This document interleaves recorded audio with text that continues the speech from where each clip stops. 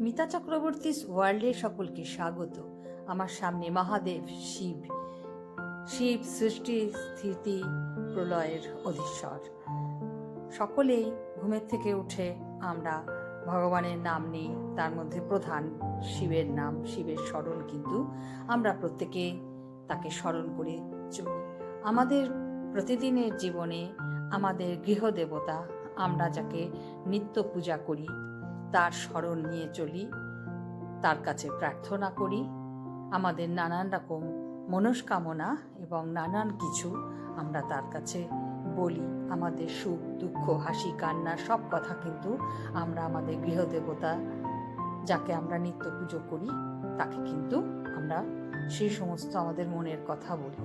সুতরাং ঈশ্বর হলো আমাদের সকলের আশ্রয়স্থল। তার নাম ছাড়া এক মুহূর্ত কিন্তু আমাদের চলে না। এই জগৎ, এই পৃথিবী, এই বিশ্ব সমস্ত কিন্তু তার দ্বারা নিয়ন্ত্রিত।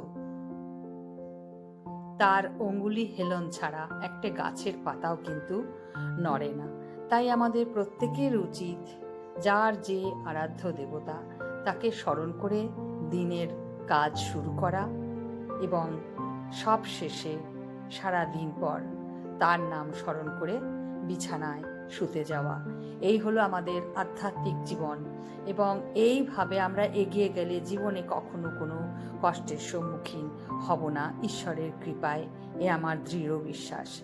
আমার এই ভিডিও সকলের কেমন লাগলো অবশ্যই সকলে জানাবে এবং ঈশ্বরকে স্মরণ রাখবে। ভালো থাকবে। দেখা হবে নেক্সট ভিডিওতে।